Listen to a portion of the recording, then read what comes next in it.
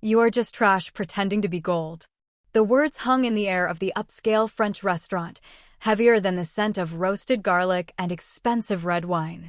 My sister, Tamsin, hissed it with a venom that made my stomach turn. Her designer acrylic nails dug into the pristine white tablecloth, and her eyes, framed by perfectly applied fake lashes, glared at me with raw, unfiltered disgust. I sat frozen. I was wearing a tailored black suit that took me 3 months to save up for. Tonight was supposed to be my night. I had just been promoted to chief operating officer of a major commercial real estate and logistics firm. I had spent my 20s breaking my back in dusty warehouses, working 70-hour weeks, climbing the corporate ladder one bloody rung at a time. Tonight was the dinner to celebrate my promotion. But instead of raising a glass to my hard work, my family used the occasion to corner me. Tamsin had pushed a piece of paper across the table just moments ago, demanding I sign it to act as a character reference and financial guarantor for her new luxury furniture studio. When I politely declined, citing my own financial boundaries, her mask slipped. Then came the insult. Trash pretending to be gold. I waited for the defense. I waited for my father, Bowen, to slam his hand on the table and tell Tamsin she had crossed a line. I waited for my mother, Odelia, to gasp and demand an apology. Instead, I looked to my right. My mother slowly picked up her crystal water glass, taking a delicate sip, and gave a faint, almost imperceptible nod of agreement. My father let out a tired sigh, crossing his arms and leaning back in his leather chair. "You always make things so difficult, Maeve," he muttered, not even looking me in the eye. The betrayal was a physical blow. It punched the air straight out of my lungs. They agreed with her. To them, my late nights, my promotions, my self-reliance meant nothing. I was still just the warehouse worker, the inconvenient middle child, the dirt under the fingernails of our family. My success was an embarrassment to their fake upper-class facade, while Tamsin, who lived entirely on credit and their enabling handouts, was their glittering prize. I did not scream. I did not cry. Something inside me simply snapped shut, like a vault locking away the last shred of hope I had for these people. I reached into my purse, pulling out my black corporate card, and placed it gently on top of the leather bill folder the waiter had left earlier. I paid for the steak they ate while chewing me up. I paid for the wine they drank while spitting on my dignity. I stood up slowly, smoothing the wrinkles from my hard-earned suit. I did not say a single word. I turned my back on their shocked faces, walking out of the restaurant with my head held high. The cool night air hit my face, but I felt nothing. I got into my car and drove. The 45-minute drive back to the suburbs was a blur of streetlights and numb silence. I thought the worst was over. I thought walking away was the hardest part. But I had no idea that my exit was only the prologue. I did not know that a ticking time bomb was waiting for me in the dark, and my toxic family was about to drag me into a nightmare I could never have imagined. The tires of my modest sedan crunched against the gravel driveway of my parents' property. I parked near the back, right next to the small guest house I had been renting from them. Yes, renting. While Tamsin lived rent-free in a luxury downtown loft they subsidized, I paid market rate for a converted garage that leaked during heavy rain. I had stayed here to save for a down payment on my own house, enduring their proximity because I thought it was the financially responsible thing to do. I thought it would earn their respect. How foolish I was. I unlocked the door, flipping on the harsh overhead light. The space was small, neat, filled with my books, my logistics manuals, and the life I had built from scratch. I pulled my duffel bag from the closet and started throwing things in. Sweaters, jeans, my laptop, my chargers. My hands were shaking, not from sorrow, but from an icy, terrifying rage. The adrenaline was finally wearing off, leaving behind a sharp clarity. The family drama I had endured for 31 years was over. I was evicting myself from their narrative. I zipped the bag shut, my eyes sweeping over the room one last time to make sure I had my essential documents. I grabbed my passport, my birth certificate, and my social security card from the small lockbox under the bed. As I held those papers, a strange, creeping sensation washed over me. Something felt wrong. Why were they so desperate for me to sign that specific piece of paper at dinner? My family never asked for my help unless there was a catch. What was the real reason behind Tamsin's sudden, violent panic when I said no? I pushed the thought down. It did not matter anymore. I slung the bag over my shoulder, stepping out into the cold night and leaving the key on the kitchen counter. I was done. But as I pulled out of the driveway, glancing at the dark main house in the rearview mirror, a chill ran down my spine. This was not over. The drive into the city felt like traversing a graveyard of memories. Every mile marker seemed to trigger another ghost from my past. The rain started to fall, a light drizzle that smeared the windshield, mirroring the blurry, fragmented flashbacks playing in my mind. People talk about toxic families as if it is one big explosive event that ruins the relationship. But for me, it was a museum of pain, filled with hundreds of tiny, neglected artifacts. I remembered my 18th birthday. That was the day I learned the true currency of my family. I had spent 4 years in high school studying relentlessly, securing a spot at a prestigious state university. My plan was to use the college fund my grandparents had set up for me, a modest sum that would cover my tuition if I worked part-time. On the morning of my birthday, I sat at the kitchen table, eager to discuss housing deposits. My father, Bowen, walked in holding a cup of coffee. He did not say happy birthday. He just sat down and said, "Maeve, we need to talk about your college fund." I can still hear the exact tone of his voice. Casual. Dismissive. He told me that Tamsin, who was 21 at the time and had just dropped out of her third liberal arts program, needed seed money to start a lifestyle brand. "She has a real vision, Maeve," he had said, staring right through me. "She has the aesthetic. You are practical. You can always get a job at that warehouse down the street, save up, and go to community college later. You are the younger sister. You should support her." They had drained my account. Every single cent. The money my grandparents meant for my education was gone, poured into Tamsin's bottomless pit of vanity projects. I had cried until I threw up. I begged them to understand that my future mattered too. But my mother, Odelia, just patted my shoulder and told me to stop being so dramatic. "Family helps family," she had whispered. That was the day I walked down to the local logistics hub and applied for a job moving boxes. That was the day my hands started to grow calluses. And tonight, 13 years later, they had the nerve to call me trash. My knuckles turned white on the steering wheel. The rage was a living thing in my chest now, breathing fire into my veins. I forced myself to focus on the road, but my mind drifted back to a strange detail from earlier that afternoon. I had stopped by the main house to drop off some mail that the postman had misdelivered to my guest house. As I walked into the kitchen, I saw my mother hastily shoving a bright red envelope into a drawer. It had the logo of a major national bank on it. I had caught a glimpse of the name window before it disappeared. It was addressed to me. Maeve. When I asked her about it, she had stuttered, her face turning pale, and claimed it was just junk mail, credit card offers she was throwing away for me. I had brushed it off at the time, my mind preoccupied with my upcoming promotion dinner. But now, piecing it together with Tamsin's desperate demand for my signature on a random character reference form, a sick feeling began to pool in my stomach. Banks do not send junk mail in bright red, priority envelopes. They send warnings. They send notices of default. What had they done? I pressed my foot harder on the gas pedal. The rain was coming down in sheets now, the rhythmic thumping of the wipers the only sound in the car. I needed a safe harbor. I could not go to a hotel. I needed someone to ground me, someone who knew the reality of my family dynamics. I pulled out my phone and used voice command to call the only person I trusted. Declan. Declan was a former colleague from my early warehouse days who had climbed the ranks alongside me. He was now a senior data analyst at a rival firm, but more importantly, he was my closest confidant. He was the quiet observer who had met Tamsin once at a company holiday party and immediately told me, "Your sister looks at you like you are a stepping stone, not a person." He saw through the gloss. The phone rang twice before he answered. "Maeve? It is 11:30. Are you okay?" His voice was gravelly with sleep, but alert.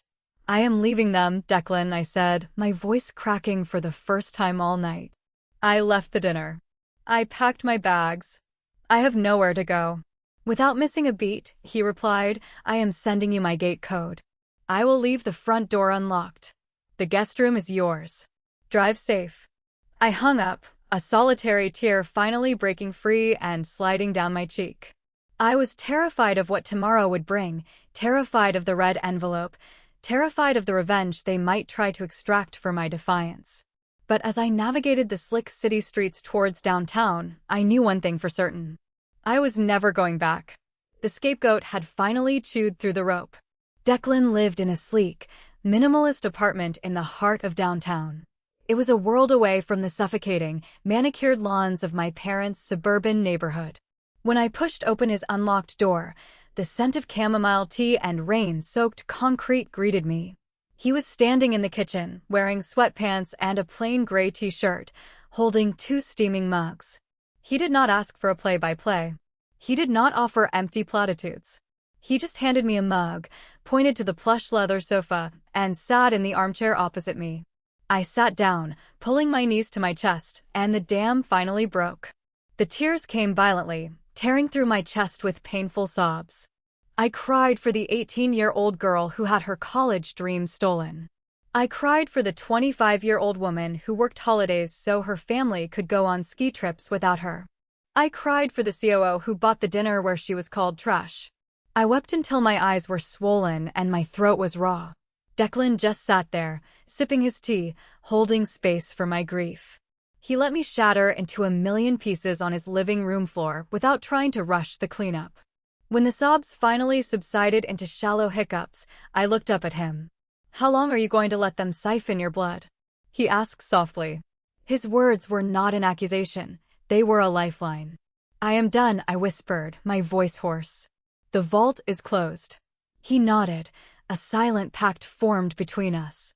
"Get some sleep, Maeve. Tomorrow is going to be a battlefield." He was right. I woke up the next morning on his guest bed, sunlight streaming through the floor-to-ceiling windows. For a brief, beautiful second, I forgot what happened. Then I rolled over and saw my phone resting on the nightstand. The screen was a glowing rectangle of pure chaos. 45 missed calls. My heart hammered against my ribs like a trapped bird. The anxiety, conditioned into me over 3 decades of emotional abuse, spiked instantly. I sat up, clutching the duvet to my chest, and unlocked the screen. The notification center was a waterfall of panic, rage, and manipulation. There were 15 calls from my mother, 10 from my father, 12 from Tamsin, and the rest from an assortment of flying monkeys. I opened the text messages. The family group chat was a war zone. Gideon, Tamsin's spineless husband, had texted, "Maeve, please answer the phone. Tamsin is having a panic attack on the bathroom floor. You need to come home right now. You are tearing this family apart over a misunderstanding." Aunt Cressida, the family gossip and my mother's chief enforcer, had sent a direct message, "You ungrateful, cold-blooded snake.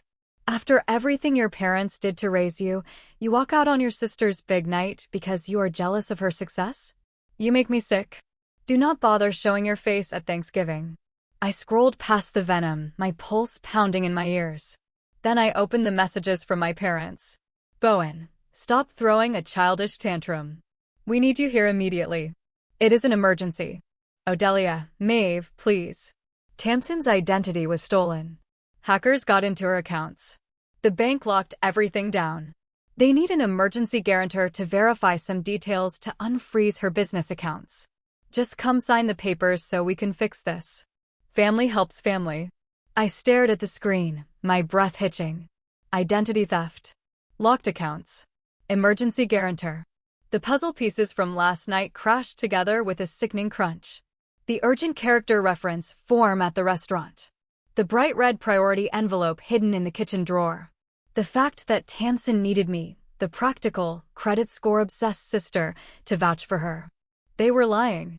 Hackers do not require the victim's sister to sign a physical piece of paper to unfreeze an account. That is not how banking works. Tamsin was in financial trouble, deep trouble, and they were trying to trick me into attaching my pristine financial record to her sinking ship. I did not text back. I did not call. I walked out of the guest room and found Declan sitting at the kitchen island, typing on his laptop. He looked up, assessing my pale face. "What is the damage?" he asked. "They are claiming Tamsin got hacked," I said, my voice eerily calm. "They say her accounts are frozen, and they need me to sign papers to verify her identity." Declan stopped typing. He slowly closed his laptop. "Maeve, if her accounts are frozen for fraud, the bank deals with the police, not the sister. They are trying to make you a co-signer on debt." "I know," I replied. I walked over to my purse, pulling out my wallet. I slid out my debit card and flipped it over, staring at the toll-free customer service number printed on the back. I need to find out exactly what was in that red envelope. I sat on the edge of the sofa, my hands trembling as I dialed the number. The automated voice prompted me through a maze of menus. Press 1 for personal banking. Press 3 for fraud. Press 5 to speak to a representative. I navigated the labyrinth, my patience wearing thin, until finally, the hold music started playing. I waited. 5 minutes. 10 minutes. Declan brought me a cup of black coffee, setting it gently on the glass coffee table. I kept my eyes fixed on the city skyline outside the window, bracing myself for the impact. I thought I knew how low my family could go. I thought stealing my college fund was their rock bottom.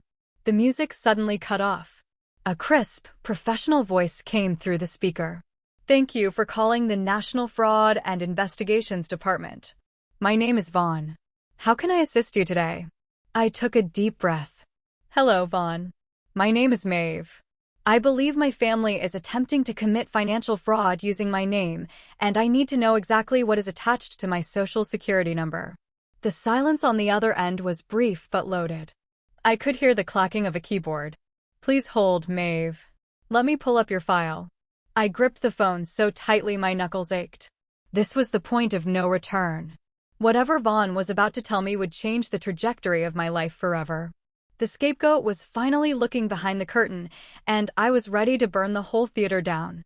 The keyboard clacking on the other end of the line seemed to go on for an eternity. Each keystroke echoed in the quiet expanse of Declan's apartment, a steady drumbeat leading me to the executioner's block. I had put the phone on speaker, placing it in the center of the coffee table. Declan sat across from me, his posture rigid, his eyes locked on the device. We were two soldiers waiting for an artillery strike.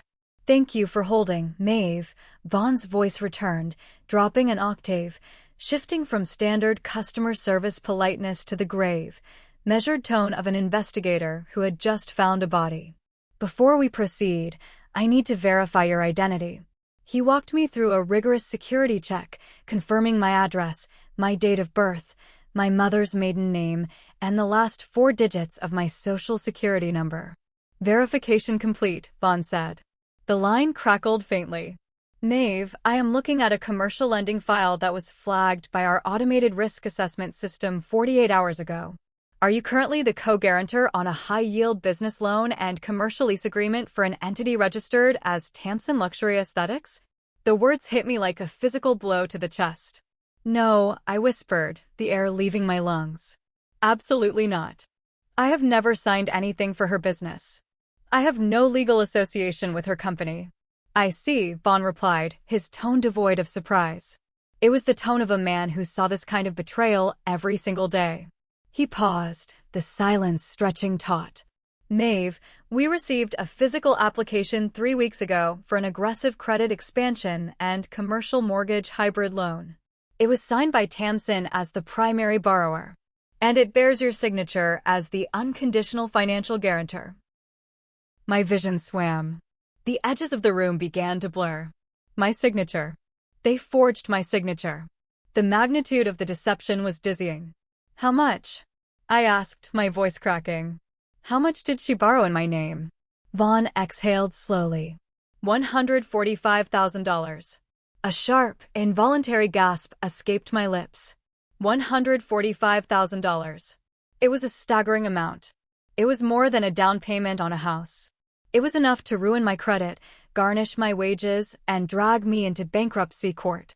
Declan leaned forward, his face pale, his jaw clenched so tight I thought his teeth might shatter. The funds were drawn down quickly over the last 2 weeks, Vaughn continued, his voice analytical, surgical. However, the account was frozen yesterday afternoon. Why? I managed to ask, my throat dry as sandpaper. If they forged the papers, why did the bank catch it now? Because we received an anonymous tip, Vaughn stated. Someone contacted our fraud division directly, stating that the guarantor, meaning you, was unaware of the loan and that the financial documentation provided for the business was falsified. We immediately froze all assets and dispatched a priority certified letter to your registered address to demand in-person verification. The red envelope. The one my mother was hiding in the kitchen drawer. It was not junk mail. It was a summons. It was a warning that the guillotine was falling. They needed me to sign that paper at dinner, I realized, speaking out loud to the room. The character reference. It was not a reference. It was a retroactive authorization. They needed me to legitimize the forged signature so Tamsin would not go to federal prison for bank fraud. That is highly probable, Vaughn confirmed. If you had signed a document acknowledging the debt or authorizing the credit line, it would have legally bound you to the $145,000. As it stands, this is a clear case of felony forgery and identity theft. I must inform you, Maeve, this is no longer a civil matter. This is criminal. We will have to involve law enforcement. Let them, Declan growled, speaking for the first time. Throw the book at her. Wait, I said, raising a hand to silence him. My mind was racing, connecting dots at a terrifying speed. Vaughn, something does not make sense. In order to process a commercial loan of that magnitude, you do not just need a signature. You need my full social security number. You need my tax returns. Tamsin is reckless and entitled, but she is not a mastermind. She does not know my passwords. She does not have access to my filing cabinets. How did she bypass the security checks? There was a heavy pause on the line. I heard the rustle of paper.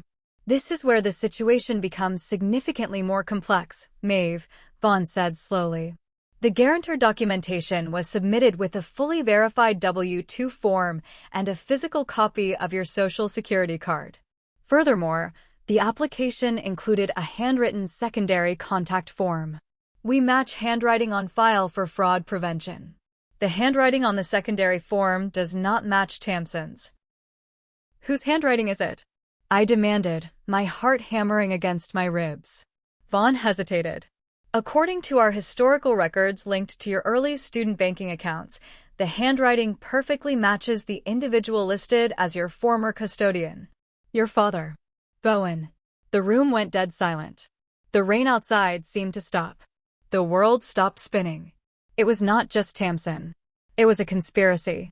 My father, the man who was supposed to protect me, had handed my social security card and my financial records to his golden child so she could steal $145,000 in my name.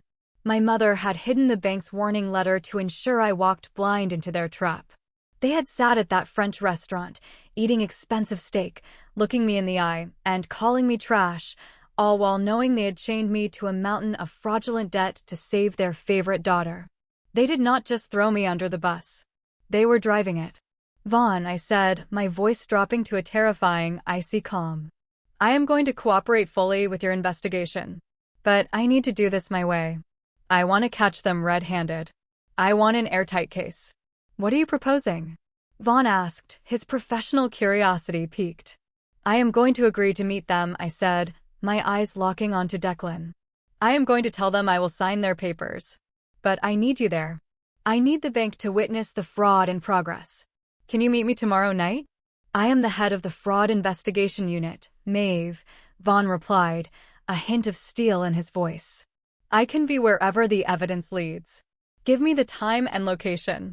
I ended the call with Vaughn, leaving the phone on the coffee table. I sat perfectly still. The air in the apartment felt thin, hard to breathe. 13 years ago, my parents stole my college fund to finance Tamsin's delusions. I had forgiven them, rationalizing that they were just misguided, that they just wanted the best for their oldest daughter. I had spent over a decade breaking my back, building a career in logistics, managing massive supply chains, proving my worth through sheer grit and competence. I thought I had built an armor of independence. But they had found a way to stab me right through the gaps in the plating. My father had handed over my social security number. My mother had hidden the priority mail. They had weaponized my identity. Are you okay? Declan asked, his voice low, cautious. He was watching me the way you watch a dormant volcano, unsure if it is going back to sleep or about to level a city. I did not cry. The tears were gone, burned away by a cold, calculating fury. The sadness was entirely replaced by a singular, sharp objective. Eradication. I was not just going to cut them off. I was going to let them walk willingly into the prison cell they had built for me. I am fine, I said, my voice steady, devoid of any tremor. In fact, I have never seen things so clearly. Declan let out a long breath, leaning back against the sofa cushions. Good. Because you need to see this. It gets worse. He reached into his pocket and pulled out his own phone. He unlocked it, tapped the screen a few times, and slid it across the glass table toward me. It is an audio file, he said grimly. Tamsin called me this morning at 6 a.m. She thought I was still the same low-level data grunt she met at that holiday party 5 years ago. She thought I was malleable. I recorded the call. I stared at the phone. I reached out and tapped the play icon. Tamsin's voice filled the room, panicked, breathless, and dripping with manipulation. Declan, please tell me Maeve is with you. I know she went to your place. You have to help me. Declan's recorded voice sounded groggy but neutral. She is asleep, Tamsin. What do you want? Tamsin's breathing hitched on the recording. Listen, she is being completely unreasonable. My business accounts got locked because of a stupid administrative error, and I need her to sign a verification form today, or I lose everything. She is ignoring my calls. Declan, you know how stubborn she gets. She is ruining my life out of spite. Then came the drop. The ultimate proof of her depravity. If you can get her to sign this PDF I am emailing you, Tamsin whispered, her voice taking on a frantic, conspiratorial tone, I will make it worth your while. I know you guys do not make much in logistics. Get her drunk, tell her it is a standard character reference for a landlord, whatever it takes. Just get the signature. Do that, and I will wire $10,000 into your account the second my funds unfreeze. Please, Declan. $10,000. Just get her to sign it. The audio file ended. The silence that followed was suffocating. $10,000. She was offering to bribe my best friend with $10,000, using the very money she had stolen in my name, to trick me into taking the fall for her felony. She was willing to destroy my life, my credit, my career, and my freedom to preserve her fake luxury lifestyle on Instagram. And my parents were fully complicit. A dark, humorless laugh escaped my throat. It started small, then grew into a harsh, bitter sound that bounced off the sleek walls of the apartment. Declan did not laugh. He just watched me, a fierce, protective anger burning in his eyes. They really think I am stupid, I said, wiping a phantom tear of mirth from my eye. They think I am still the naive 18-year-old girl who cried over her stolen college fund. They think because I work in warehouses and wear practical shoes, I am a peasant they can sacrifice to save the queen. So, what is the play? Declan asked, leaning forward, resting his elbows on his knees. You told Vaughn you want an airtight case. You want to catch them in the act. How do we build the gallows? I picked up my phone, opening the family group chat. The notifications were still pouring in. Gideon begging. Aunt Cressida spewing vitriol.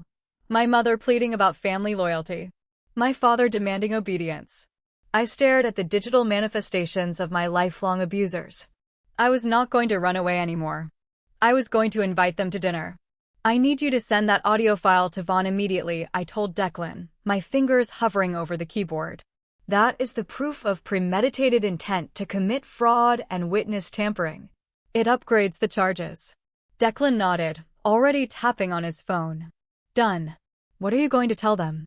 I am going to give them exactly what they want, I said, a cruel, cold smile touching the corners of my mouth. I am going to tell them the scapegoat is ready to surrender. I began to type. My message was short, devoid of emotion, and calculated to trigger their arrogance. I will sign the papers. But I am not doing it in a dark living room. If I am saving this family, I want a proper apology. Meet me tomorrow night at 7 p.m. Le Petit Velo. Bring the documents. If anyone is late, I walk away. I hit send. The response was almost instantaneous. The chaotic flood of messages abruptly stopped. For 3 full minutes, there was digital silence. They were probably calling each other, coordinating their lies, celebrating their victory. They thought they had broken me. They thought the threat of family excommunication had brought me crawling back to heel. Then, my father replied, "We will be there. We knew you would come to your senses, Maeve. Family helps family." Aunt Cressida chimed in next, "About time you showed some respect." And finally, Tamsin, "Thank you, Maeve. I promise I will make this up to you." I locked my phone and tossed it onto the sofa. The trap was set. The bait was taken. They were going to dress up in their finest clothes, walk into the most expensive restaurant in the city, and prepare to hand me the pen that would sign my life away. They had no idea that they were walking onto a stage, and the final act was written by the trash they despised. I looked at Declan. Tomorrow, I need to go into the office. I need to leverage my new title as Chief Operating Officer. I have to make a very specific phone call to our real estate acquisitions department. Declan raised an eyebrow. Real estate? What does your company have to do with Tamsin's fake furniture studio? Everything, I replied softly. The irony of it is almost too perfect. Tamsin thinks she is a master manipulator. But she forgot one crucial detail. When you build a house of cards, you better make sure you know who owns the table. The next 24 hours were a masterclass in compartmentalization. I had to split my mind into 2 distinct entities. One was the grieving daughter, mourning the final, brutal death of her family. The other was the chief operating officer, calculating, ruthless, and entirely focused on execution. Monday morning, I walked into the corporate headquarters of my logistics and commercial real estate firm. I did not wear my usual practical slacks and sensible flats. I wore a tailored, charcoal gray power suit, a crisp white silk blouse, and black stilettos that clicked sharply against the marble floors. I pulled my hair back into a severe, sleek bun. When I walked past the reception desk, the security guards stood a little straighter. The metamorphosis was complete. The warehouse girl was dead. I entered my new corner office, the glass walls overlooking the sprawling industrial parks and commercial zones we controlled. I sat down at my expansive oak desk, opened my laptop, and bypassed my email entirely. I pulled up the internal corporate registry. I needed to verify a suspicion that had been gnawing at the back of my mind since Vaughn mentioned Tamsin's commercial lease agreement. Tamsin Luxury Aesthetics. That was the name of her supposed high-end furniture showroom. I knew it was located in the revitalized arts district on the south side of the city.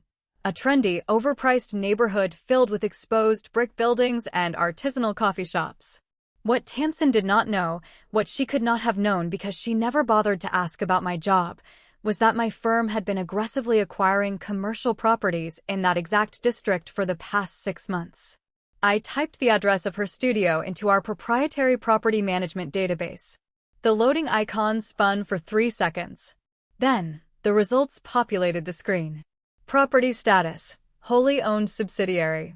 Acquisition date, 30 days ago. Primary tenant, Tamsin Luxury Aesthetics. A cold thrill shot down my spine. It was true. My company had bought the building. Through a maze of corporate restructuring and shell company acquisitions, the commercial real estate arm of my logistics firm was now the legal owner of the property. I was the chief operating officer. I oversaw the property management division. I was Tamsin's landlord. I picked up my desk phone and dialed the head of commercial leasing, a sharp, no-nonsense lawyer named Marcus. "Marcus, it is Maeve," I said, keeping my voice brisk. "I need you to pull the lease file for a tenant at our newly acquired South Side property. Tamsin Luxury Aesthetics. I need to know the terms regarding criminal activity and financial fraud on the premises." I heard Marcus typing furiously. "Give me a second, Maeve." "Okay, I have it. It is a standard triple net lease inherited from the previous owner. Very strict morality and legal compliance clauses. If the tenant is found to be engaged in fraudulent financial activities, using the premises for illegal operations, or defaults on the primary commercial mortgage tied to the lease, we have the right to initiate an immediate, expedited eviction. 48-hour notice to vacate. Draft the eviction notice, I ordered. Marcus paused. Draft it? Are we initiating proceedings? Not yet. Just draft it. Leave the date and time blank. Print it on heavy stock paper, affix the corporate seal, and have it in a red folder on my desk by noon. I am dealing with a highly volatile tenant situation tonight, and I need the nuclear option ready to deploy. Understood, COO, Marcus replied, asking no further questions. By 6 o'clock that evening, the red folder was tucked securely into my leather briefcase, alongside a secondary folder containing the printed audio transcripts of Tamsin's bribe to Declan and the forged loan documents Vaughn had securely emailed to me. I was armed to the teeth. Declan picked me up from the office lobby at 6:30. He was driving his sleek black sedan, wearing a sharp navy blazer. He looked like an executive protection agent. I slid into the passenger seat, resting the heavy leather briefcase on my lap. Vaughn is meeting us there, Declan said, navigating into the heavy evening traffic. He is bringing a plainclothes unit.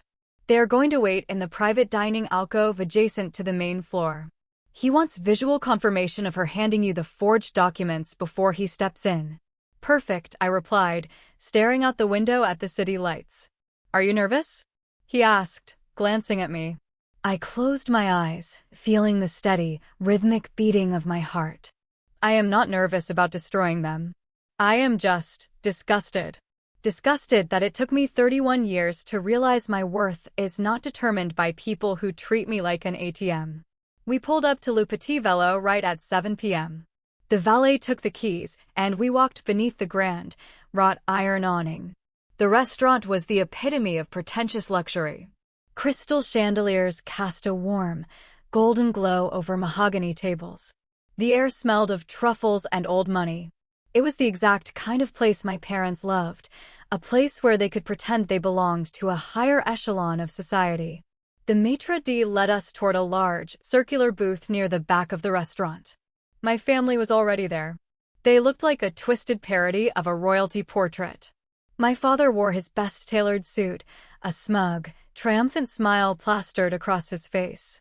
My mother was draped in a silk shawl, her hair perfectly coiffed, radiating an aura of practiced elegance. Tamsin sat in the center, wearing a designer dress that undoubtedly cost more than my first car, her makeup flawless, her posture rigid with nervous anticipation. Beside her sat Gideon, looking pale, sweating profusely, staring down at his empty water glass as if it held the secrets of the universe. And then there was Aunt Cressida, sitting at the edge of the booth, sipping a martini, her eyes narrowing as she spotted me. They had brought the whole audience. They wanted witnesses to my surrender. What they did not notice was Leora, Tamsin's vapid influencer best friend, sitting at a smaller table just a few feet away, discreetly angling her smartphone toward our booth. The red recording light was on. Tamsin was planning to live stream my apology and submission to her 50,000 followers. She wanted to humiliate me digitally, permanently. She had just handed me the ultimate weapon. I walked up to the table, Declan standing stoically at my right shoulder. The chatter at the booth died instantly. My father gestured to the empty chair across from him, his smile widening into a predatory grin. Maeve, he said, his voice dripping with condescension. You look well. Please sit. Let us put this ugly misunderstanding behind us and act like a family again. I did not sit down. I stood tall, my charcoal suit absorbing the ambient light, my hands resting lightly on the latches of my leather briefcase. Let us skip the pleasantries, Bowen, I said, my voice cutting through the ambient noise of the restaurant like a scalpel. You wanted a signature. Present the document. Tamsin's eyes widened at my tone, but her greed overtook her caution. She reached into her designer handbag, her manicured fingers trembling slightly, and pulled out a thick stack of papers. She slid them across the mahogany table toward me, along with an expensive silver fountain pen. Just sign the bottom of page 4 and page 7, Maeve, Tamsin said, forcing a sugary, trembling smile. It is just a formality to unfreeze my accounts. Then we can order champagne. I looked down at the papers. There it was. The commercial loan guarantor agreement. The instrument of my financial execution, laid bare on a white tablecloth. I reached out and picked up the silver pen. If you are enjoying this story of ultimate karma, please drop a comment saying, "I'm Win" below. It is the secret code for those who have made it this far, and I will personally heart and reply to every single one of you. Now, let us get back to the fireworks. I held the heavy silver fountain pen between my fingers, feeling the cool metal against my skin. The restaurant around us was a symphony of clinking crystal and hushed, wealthy conversations, but at our table, the silence was deafening. My father, Bowen, leaned forward, his eyes tracking the pen like a starving man watching a piece of meat. My mother, Odelia, held her breath, her hands clasped tightly under her chin in a prayer of pure greed. Tamsin was practically vibrating with anticipation, her fake smile trembling at the edges. They thought they had won. They thought the years of conditioning, the years of making me feel small and insignificant, had finally paid off in the form of a $145,000 bailout. I looked down at the signature line on page 7. Then I looked up, locking eyes with Tamsin. "You know, Tamsin," I said, my voice barely a whisper, but carrying enough weight to freeze the air between us. "At my promotion dinner, you told me I was trash pretending to be gold. You said I was an embarrassment." Tamsin waved a hand dismissively, letting out a nervous, high-pitched laugh. "Oh, Maeve, do not be so sensitive. We were all just stressed. Family fights, family forgives. Just sign the paper, and we can put it all behind us." I smiled. It was not a warm smile. It was the smile of a hunter watching a trapped snapshot. "I am not going to sign this, Tamsin," I said. Before anyone could react, before my father could yell or my mother could gasp, I gripped the ends of the expensive silver pen with both hands. With a sharp, sudden movement, I snapped it in half. The crack echoed over the table like a gunshot. Dark blue ink splattered across the crisp white tablecloth and dotted the forged commercial loan documents. Tamsin shrieked, jumping back as the ink stained the cuff of her designer dress. "What are you doing?" she screamed, her facade shattering instantly. "Are you crazy? You ruined the paperwork." My father slammed his fists onto the mahogany table, making the water glasses rattle. "Maeve," he roared, his face turning a dark shade of purple. "Have you lost your mind? You are going to sign those papers right now if I have to physically force your hand." I did not flinch. I did not shrink back. I stood perfectly still, my hands resting on the latches of my leather briefcase. "You cannot force me to sign a confession to a felony, Bowen," I said, my voice echoing with icy authority. The color drained from my father's face. The use of his first name, the mention of the word felony, it hit him like a bucket of ice water. Odelia gasped, clutching her chest. Aunt Cressida, sitting at the end of the booth, stopped sipping her martini, her eyes darting between us in sudden confusion. Right on cue, a tall man in a sharp gray suit stepped out from the private dining alcove just a few feet away. He walked toward our table with the measured, predatory grace of a wolf entering a sheep pen. He was flanked by 2 other men in plain clothes who discreetly positioned themselves near the exits of the dining area. "Good evening," the man said, pulling a leather badge wallet from his breast pocket and flipping it open. "My name is Vaughn. I am the lead investigator for the National Fraud and Financial Crimes Division of the bank you are currently attempting to defraud." If a bomb had gone off in the middle of the restaurant, it would have caused less shock than Vaughn's introduction. Tamsin's jaw dropped. She looked like she was choking on air. My mother let out a strangled whimper, shrinking back into the leather booth. My father tried to stand up, trying to project his usual intimidating authority, but his knees buckled slightly, forcing him to remain seated. "This is a misunderstanding," my father stammered, his voice losing all its previous thunder. "This is a private family matter. We are just sorting out some administrative errors." Vaughn did not smile. He placed a thick, black folder onto the table, right on top of the ink-stained loan documents. Forging a signature on a commercial loan application for $145,000 is not an administrative error, sir. It is federal bank fraud. And submitting a stolen Social Security number to bypass our security checks elevates it to aggravated identity theft. Aunt Cressida let out a loud gasp.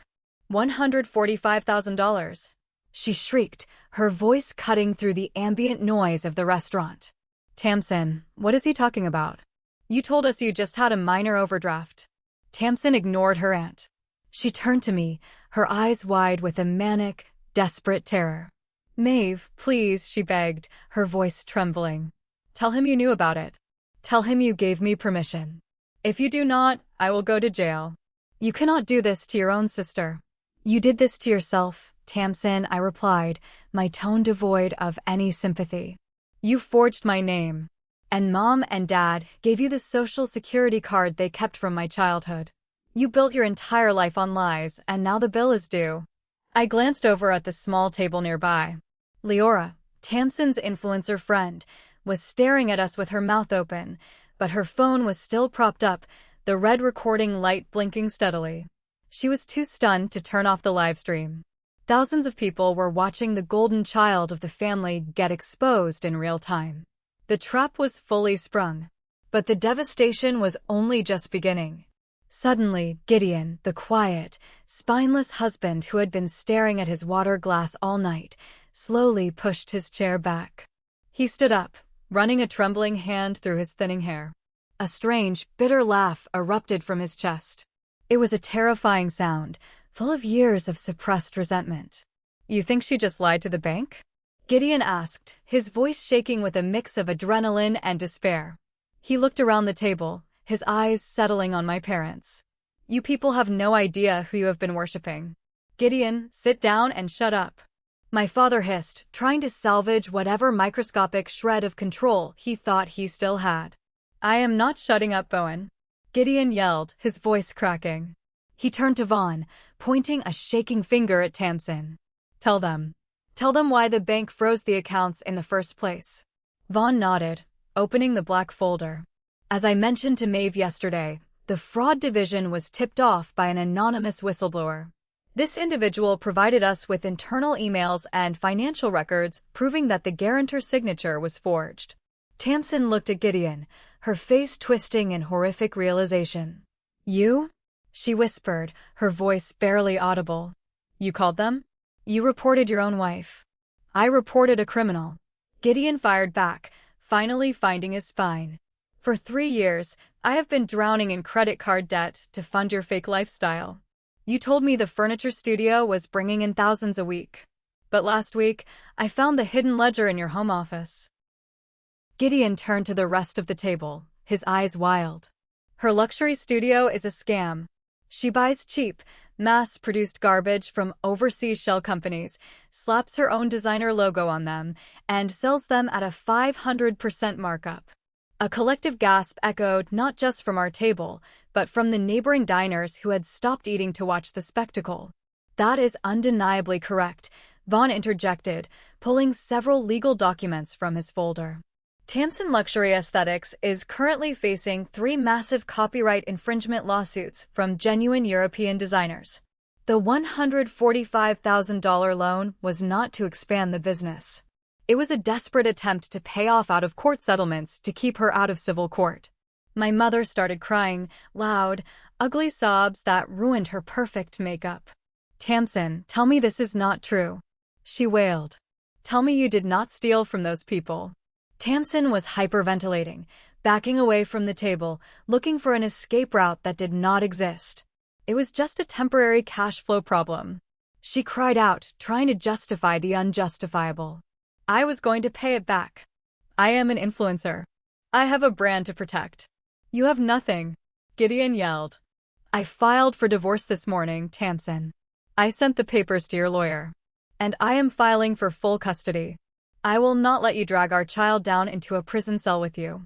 Tamsin let out a feral scream, lunging across the table to grab Gideon, but Declan stepped forward, easily blocking her path and shoving her back into the booth. Sit down, he commanded, his voice dark and unyielding.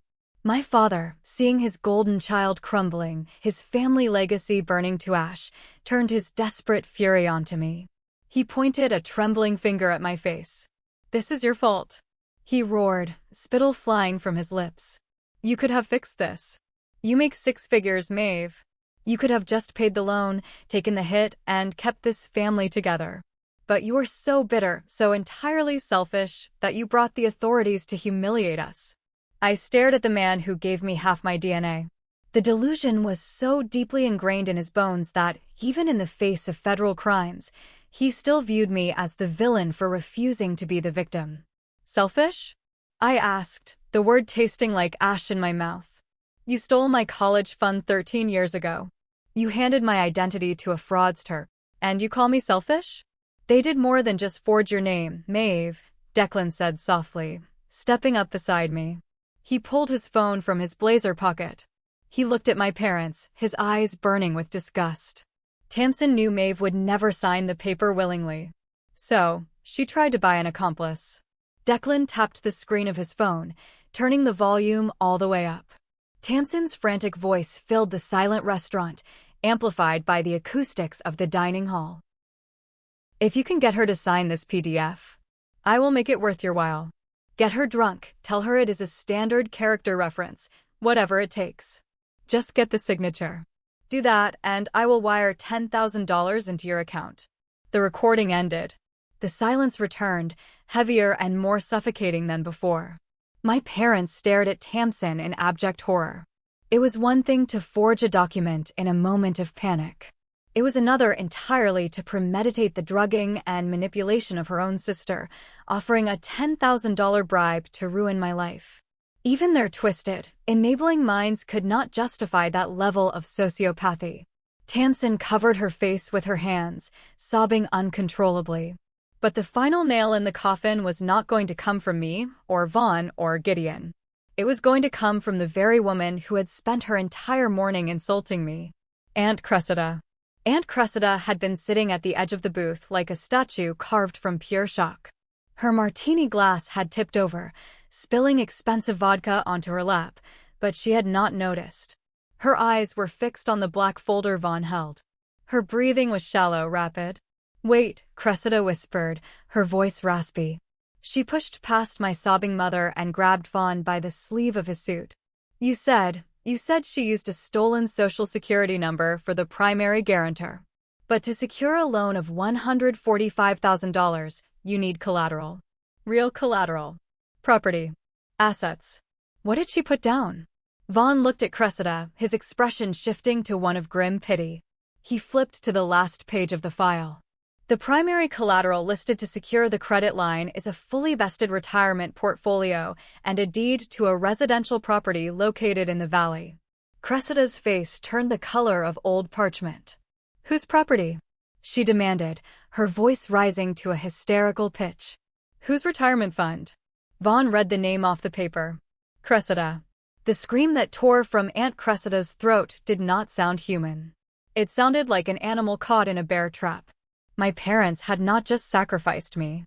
They had not just allowed Tamsin to steal from me.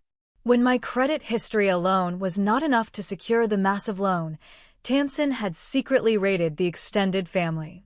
She had somehow gained access to Aunt Cressida's financial details, likely through my parents, and leveraged her aunt's entire life savings as collateral. "You thief!" Cressida shrieked, launching herself across the table. It was pure, unadulterated chaos. Cressida bypassed the plates of untouched food, her manicured hands turning into claws. She grabbed Tamsin by her perfectly styled hair, yanking her head back with a sickening crack. "You stole my retirement," Cressida screamed, slapping Tamsin across the face with the back of her hand. "I defended you. I cursed out Maeve for you. And you put my house on the line for your fake furniture trash." Tamsin shrieked in pain, flailing her arms, trying to scratch her aunt. My mother was screaming, grabbing Cressida's arms, trying to pull her off. Bowen was shouting for the waiters, his face purple, his authority entirely shattered. Silverware crashed to the floor. Water glasses shattered. And through it all, just 10 feet away, Leora's phone kept recording. 50,000 people. That was how many followers Tamsin had on her aesthetic lifestyle page. 50,000 people were currently watching a live broadcast of their favorite luxury influencer getting physically assaulted by her own aunt over felony bank fraud. The chat feed on Leora's screen was a blur of comments moving too fast to read. Tamsin's entire online empire, her reputation, her fake life, was burning to the ground in high definition. Vaughn signaled to his men. The two plainclothes investigators rushed forward, grabbing Aunt Cressida by the shoulders and pulling her off a sobbing, bleeding Tamsin. Cressida fought like a wildcat, spitting and cursing, until one of the officers threatened to handcuff her for assault. "That is enough." Vaughn's voice boomed, cutting through the hysteria. The restaurant fell silent again, save for Tamsin's whimpering and Cressida's heavy, ragged breathing. Diners at other tables had their phones out now, filming the aftermath. My family was a public spectacle of ruin. Vaughn stepped toward Tamsin, who was cowering in the corner of the booth, her designer dress ripped, her face smeared with mascara and a thin trail of blood from a scratched cheek. "Tamsin," Vaughn said coldly, "you are under investigation for federal bank fraud, aggravated identity theft, wire fraud, and attempted witness tampering. The local authorities have been briefed." As if on cue, the heavy oak doors of the restaurant swung open. Two uniformed police officers walked in, their hands resting cautiously on their utility belts. They scanned the room, their eyes locking onto Vaughn, who gave them a brief nod. The officers marched straight toward our booth. They did not ask questions. They pulled Tamsin out of the booth by her arms. "No, please," Tamsin begged, her voice raw and pathetic. "Mom, Dad, do something. Pay them. Fix it." My parents could do nothing. Bowen stood frozen, a broken king in a ruined castle. Odelia wept into her hands, unable to even look at her golden child. "Ma'am, turn around and place your hands behind your back," one of the officers ordered, pulling a pair of steel handcuffs from his belt. As the cold metal clicked around Tamsin's wrists, the finality of the moment settled over the room. She was going to jail. Her husband was leaving her. Her aunt wanted to destroy her. Her online life was a laughingstock. She had lost everything. But I was not finished. I had promised myself eradication. I had promised that the scapegoat would deliver the final blow. "Wait," I said, stepping forward, placing myself directly in Tamsin's line of sight. The officers paused, looking at Vaughn, who nodded again, allowing me a final moment. Tamsin looked up at me, her eyes red and swollen. A flicker of delusional hope sparked in her gaze. "Maeve," she whimpered. "Please. Tell them you will help me. You have money. You can hire a lawyer. Please, sister." I reached down and popped the brass latches of my leather briefcase. I reached inside and pulled out the thick, red heavy stock folder that Marcus had prepared for me that afternoon. It bore the gold embossed seal of my logistics and commercial real estate corporation. "I do not have a lawyer for you, Tamsin," I said, my voice eerily calm, carrying perfectly across the silent dining room. "But I do have a gift." I opened the red folder, pulled out the formal document, and held it up so she could see the bold black text at the top. Tamsin blinked through her tears, trying to focus on the paper. "Notice to vacate," she read aloud, her voice trembling. "What is this? What are you doing?" I stepped closer, ensuring every word I said carved itself into her memory. "That fake luxury studio of yours is located in the South Side Arts District," I explained slowly, as if talking to a child. "You sign your rent checks to a holding company. But what you did not bother to research is that my corporation acquired that holding company 30 days ago. As the chief operating officer, I manage the commercial leasing division." The spark of hope in Tamsin's eyes died instantly, replaced by a bottomless, yawning void of terror. "I am your landlord, Tamsin," I whispered.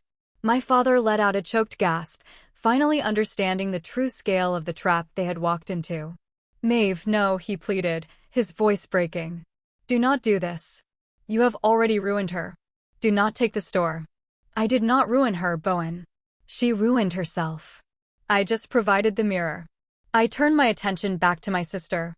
"According to the strict morality and compliance clauses in your lease, engaging in felony financial fraud on the premises, or defaulting on the loans tied to the business, results in an immediate termination of the agreement. I handed the paper to the police officer holding Tamsin's arm. Please ensure she receives this official notice, officer. I looked Tamsin dead in the eye. You have 48 hours to get your cheap, counterfeit trash out of my building.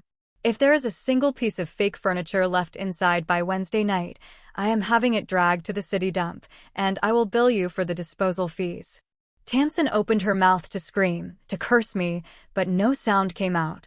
The shock had finally short-circuited her brain. She sagged against the police officer, completely defeated, a hollow shell of the arrogant woman who had hissed at me just 24 hours ago. The officers turned her around and marched her out of the restaurant, the heavy doors swinging shut behind them, cutting off the flashes of cameras from the paparazzi that had already gathered outside. I turned to my parents. They were holding onto each other, looking older, smaller, and entirely broken. The shiny, perfect veneer they had maintained for decades was shattered beyond repair. They had bet everything on the golden child, and the golden child had dragged them into the abyss. Maeve, my mother sobbed, reaching a trembling hand out toward me. Please. You have to help us. The legal fees. Cressida is going to sue us. We will lose the house. We have nothing. I looked at her hand, hovering in the air. I did not feel an ounce of pity. I did not feel the familiar, sickening urge to fix their problems. The trauma bond was broken. You have exactly what you earned, I said softly. I picked up my briefcase, snapping it shut. I turned my back on them and walked toward the exit, Declan falling into step beside me. I did not look back. I left them sitting at the mahogany table, surrounded by shattered glass, ruined reputations, and an enormous bill for a dinner they could no longer afford. As I stepped out into the cool night air, the rain had stopped. The city lights reflected off the wet pavement, bright and clear. Declan unlocked the car, but before I got in, I took a deep breath. My lungs filled with air that felt lighter, cleaner. The heavy, suffocating weight that had rested on my chest for 31 years was gone. Are you okay? Declan asked, opening the passenger door for me. I looked at him, and for the first time in what felt like a lifetime, I smiled. A real, genuine smile. I am golden, I replied. 3 months later. The seasons had changed, and so had the entire landscape of my life. I was standing by the floor-to-ceiling window of my new penthouse apartment, a massive mug of black coffee warming my hands. Far below, the city was a bustling grid of tiny cars and moving dots, but up here, it was nothing but quiet peace. The fallout from that night at Le Petit Velo had been apocalyptic for the people who used to call themselves my family. Tamsin was currently out on bail, awaiting federal trial. She was facing up to 10 years in prison. Without the stolen funds, and with the devastating impact of the live-streamed arrest, her influencer career was annihilated overnight. The brands dropped her. Her followers turned on her, dedicating entire subreddits to mocking her fake luxury lifestyle. Gideon won full custody of their child and successfully finalized the divorce, leaving Tamsin with nothing but legal bills and a court-appointed public defender. Aunt Cressida, furious and seeking blood, had filed a massive civil lawsuit against my parents for their role in facilitating the theft of her retirement fund.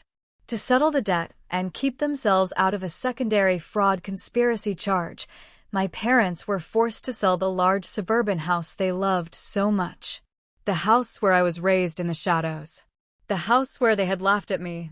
They now lived in a cramped, 2-bedroom apartment in a rundown neighborhood they used to sneer at. I heard they both had to take retail jobs just to make ends meet. The irony was almost poetic. As for me, I had never been better. My promotion to COO was just the beginning. Without the constant emotional drain and financial sabotage of my toxic family, my career skyrocketed. I bought the penthouse. I traveled. I started living for myself. Declan and I had started dating a month ago, building a foundation based on mutual respect and genuine care, rather than manipulation and fear. Every now and then, the past tries to knock on my door. Just yesterday, my assistant brought me a stack of mail that had bypassed the corporate filters. Among the vendor invoices and real estate brochures was a handwritten letter. The envelope was cheap, the handwriting shaky. It was from my mother. I opened it, reading the desperate, tear-stained ink. She begged for forgiveness. She talked about how family is blood, how they were struggling to buy groceries, how my father's pride was entirely broken. She asked, completely without shame, if I could spare a few $1,000s a month as an allowance to help them get back on their feet. After all, she wrote, you have so much now and we are still your parents. I did not feel anger. I did not feel sadness. I just felt a profound, echoing emptiness where my love for them used to be. I walked over to the kitchen island, picked up my heavy silver letter opener and calmly shredded the letter into tiny, illegible pieces. I dropped the scraps into the trash can. They say success is the best revenge. But they are wrong. Revenge implies you still care about the people who hurt you. The true victory is not crushing them, it is reaching a point where their suffering, their pleas, and their very existence simply no longer matter to you. I used to be the trash they tried to throw away. Now, I am the one taking out the garbage. But sometimes, when the apartment is quiet, I look down at the city and wonder about the finality of my choices. They're drowning in the consequences of their own actions, and I hold the life raft. They keep sending letters, begging for one last chance, saying that family is family no matter what. Am I the jerk for letting them drown in the mess they created? Thank you for listening to my story. If you enjoyed this slice of karma, make sure to hit that subscribe button, smash the like, and leave your thoughts down below. See you in the next one.